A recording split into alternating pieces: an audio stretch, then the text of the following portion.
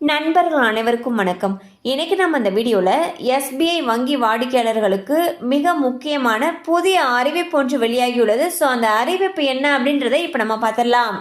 இந்தியாவின் பொதுத்துறை வங்கிகளில் ஒன்றான எஸ்பிஐ வங்கி பொதுமக்களுக்கு பல்வேறு சலுகைகளை வழங்கி வருகிறது. அதில் தனிநபர் கடன், வாகன கடன், வீட்டுக் கடன் போன்ற கடன் வசதிகளையும் வழங்கி வருகிறது.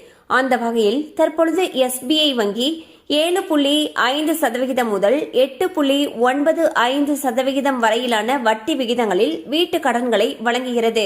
அதாவது 62.5 பைசா முதல் 74.51 பைசா வரை வீட்டு கடன்களை வழங்குகிறது.